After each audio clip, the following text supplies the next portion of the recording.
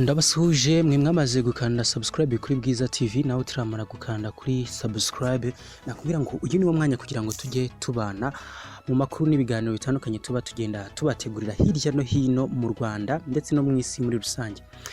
Ngiye kugaruka ku inkuru nziza ishimishije aho abantu bose bari hirya no hino mu gihugu. Iyi nkuru ni inkuru ishimishije ku bantu b'abakristo bose. Ni inkuru ngiye kugarukaho ni inkuru zigera kuri ebyiri. Handi buze kugaruka kuri Kiliziya Gatolika mu Rwanda icyo ivuga kuba buze kugaruka ku nkuru yakwirakwijwe ku mbuga nkoranyambaga ijyanye n'uko ngo Papa Francis yasabiye abatinganyi gushyingirwa. Iyi nkuru turi buze kwigarukaho twumve icyo Kiliziya Gatolika mu Rwanda ibivugaho, ndetse ndibuze kugaruka kuri iyo nkuru nziza, inkuru ishimishije ku banyarwanda bose, nuko Kiliziya Gatolika mu Rwanda yamaze kubona Cardinal Cardinal mushya mu mateka y'u Rwanda. Ni ibintu bibayeho kuva iyi Kiliziya Gatolika yagera mu Rwanda. Reka wowe utarakana kuri subscribe kugira ngo tujye tubana mu nkuru zose tuba tubategura. Iyi ni Bwiza TV. Musenyeri Kambanda yagizwe Cardinal, abo wa mbere mu mateka ya Kiliziya mu Rwanda. Papa Francis yazamuye mu ntera Archiepiscopi wa Kigali. Musenyeri Antoine Kambanda agirwa Cardinal, abo wa mbere mu Rwanda ubashije kugera kuri iyo ntera mu mateka ya Kiliziya Gatolika muri iki gihugu. Nyuma y'isengesho rizwi nka Angelus ryasomwe ku rubuga rwa Mutagatifu Petero i Roma saa sita kuri iki cyumweru, nibwo Papa Francis yasomye mu ijwi riranguruye amazina y'abepiskopi 13 bagizwe ba Cardinal, barimo Musenyeri Antoine Kambanda uyobora Archdiocese ya Kigali. Mu kiganiro kigufi n'ikinyamakuru Igihe, Musenyeri Kambanda yavuze ko yamaze kumenyeshwa iyi nkuru ikomeye. Ati nibyo maze kubyumva birantunguye. Kuri urwo rutonde hariho na Archiepiscopi wa Washington DC Wilton Gregor, ari nawe mwirabura wa mbere wo muri Leta Zunze Ubumwe za Amerika ugeze kuri urwo rwego. Umushumba wa Diocese ya Butare Musenyeri Philippe Rukamba yabwiye ikinyamakuru Igihe ko kugira ngo igihugu kigire Cardinal biba bigaragaza ko kigize Kiliziya ikuze ikomeye. Wenda yanyuze no mu bibazo byinshi ariko yagiye ishaka uburyo bwo kubyivanamo. Yakomeje ati icya kabiri, abakardinali ni abantu baba iruhande rwa Papa, bamugira inama, bamufasha mu bintu byinshi. Ubwo rero kuri twebwe ni icyubahiro gikomeye, ni ikintu gikomeye no kuri we. Yavuze ko ari inkuru idasanzwe kuri Kiliziya Gatolika mu Rwanda, yari itegereje imyaka 12 kugira ngo igire Cardinal uhereye ku gihe yagereye mu Rwanda.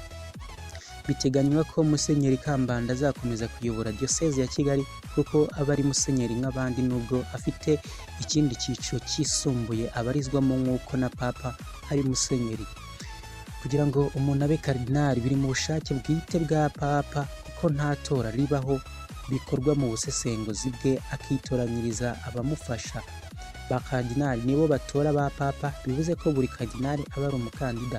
Akomeje ati ni ikintu cyiza, ni ukuvuga ko ari icyubahiro bahaye icyo gihugu, ni ukuvuga ko aba ari umuntu mukuru ubonetse muri icyo gihugu, uhura na Papa, uvugana nawe, umugira inama. Ni ikintu gikomeye. Kiliziya Gatolika mu Rwanda icyo ivuga ku bijyanye n'amakuru yakwirakwiye ku mbuga nkoranyambaga ivuga yuko Papa Francis yasabiye abatinganyi gushyingirwa.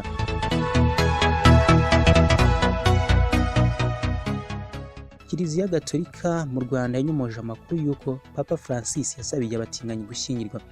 Kiliziya Gatolika mu Rwanda yamaganye amakuru amaze iminsi atangazwa mu binyamakuru avuga ko Papa Francis yasabye ko abaryamana bahuje ibitsina bakwiriye kwemererwa kubana mu rwego rw'amategeko. Ni amagambo ibinyamakuru mpuzamahanga bivuga Papa Francis yavugiye muri filimi mbarankuru yitwa Francesco yagiye hanze kuri uyu wa 21 Ukwakira.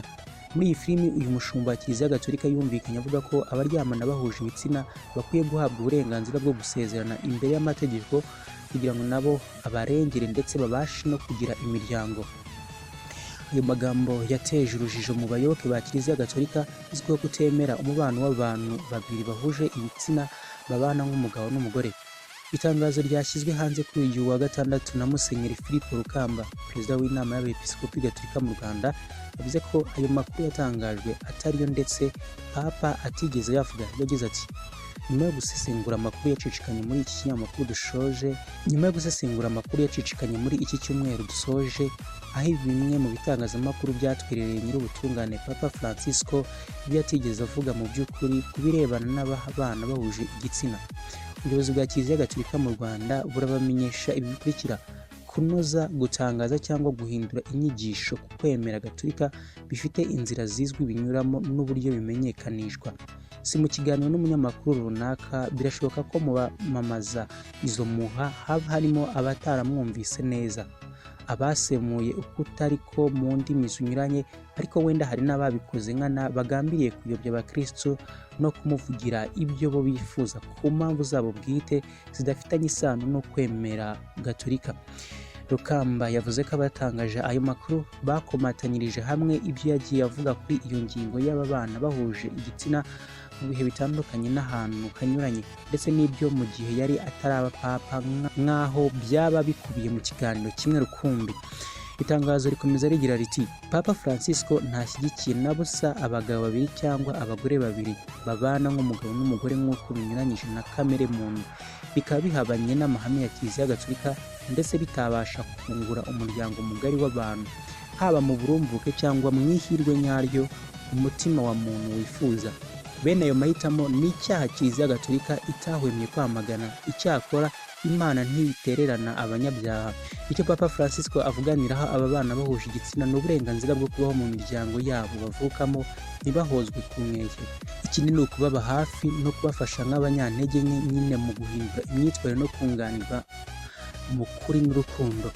Musenyeri Rukamba yasabye abakristo Gatolika kudakuka umutima no kuba maso mu kwemera kwabo. Kuva kera Kiliziya Gatolika ibona kuryamana kw'abahuje ibitsina nk'icyaha.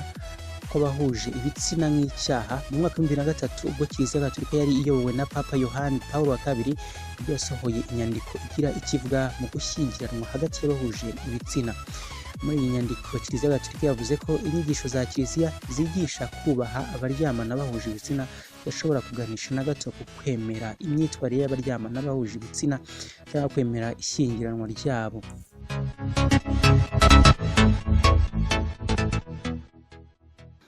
Ndabashimiye mwamaze gukanda kuri subscribe, nawe turamara gukanda kuri subscribe, ni umwanya kugira ngo ubikore tujye tubana buri munsi.